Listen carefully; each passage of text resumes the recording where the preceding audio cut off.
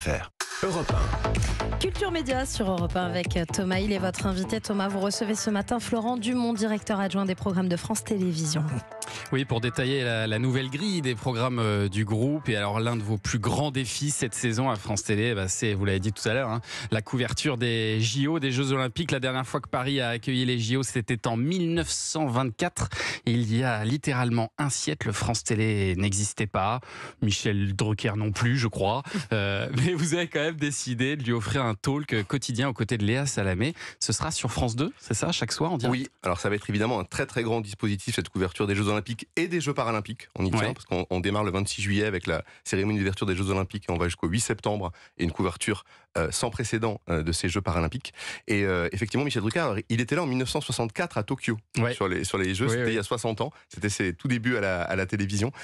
Et donc, on s'est dit que ce serait un très beau clin d'œil que de l'avoir parmi nous, parmi évidemment l'ensemble de toutes les équipes de la direction des sports, et Léa Salamé, forte de son succès de Quelle époque la saison passée, tous les samedis soirs, qui sera là aussi donc en deuxième partie de soirée, entourée notamment de Michel. C'est ça, donc c'est un talk tous les soirs.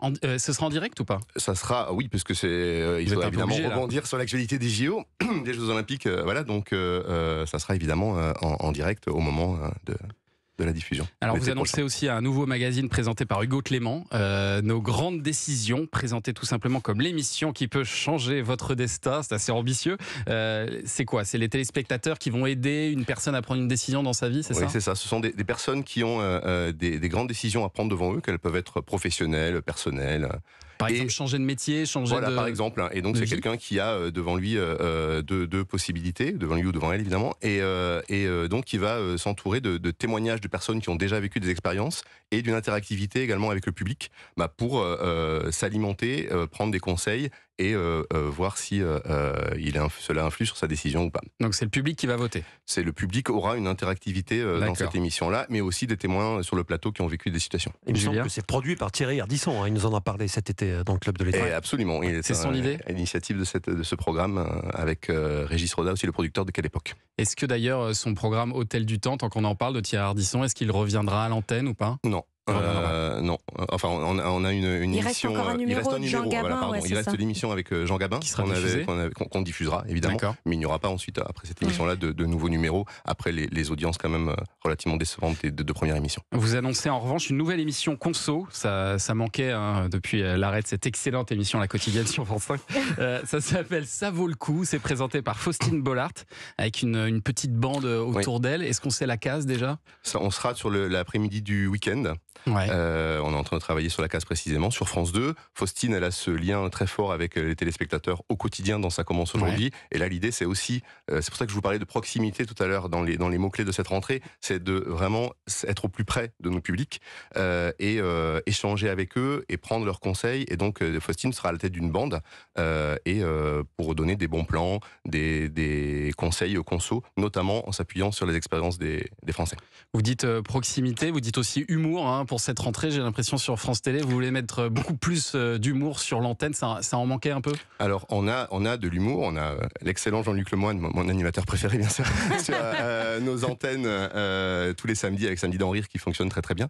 Et puis on a aussi des humoristes dans certains de nos programmes, on a Alex Vizorek dans Télématin, on a Philippe Cavrivière dans Quelle époque. Et vous allez les réunir tous les deux? C'est à vous, voilà, ils nous ont proposé un projet où ils sont réunis tous les deux. En bande organisée. On a vu un pilote qui nous a absolument séduit. Et donc on a décidé de travailler avec Alex Vizorek et Philippe Cavrivière pour une émission hebdomadaire d'humour assez décapante sur l'actualité. Qui tire vers le Saturday Night Live, c'est ce qu'on nous a dit, un talk show américain. Vous pouvez nous en dire plus sur ce pilote que vous avez vu, j'imagine? Oui, bien sûr. C'est deux animateurs qui rebondissent sur l'actualité, donc quelque chose d'assez mis en scène et très écrit. Donc c'est là où on est dans les codes du late show, du late show américain, avec aussi des humoristes, des invités. Voilà, donc évidemment on a très très hâte de voir ça parce que c'est un vrai coup de cœur pour cette rentrée. Et un nouveau jeu d'aventure aussi, j'ai lu ça, l'Anneau. Alors pour les amateurs de jeux vidéo, ça m'a fait penser à Fortnite. Je ne sais pas si vous jouez à ça parce que c'est un grand cercle qui se resserre de plus en plus sur les aventuriers et il faut surtout pas en sortir de ce cercle.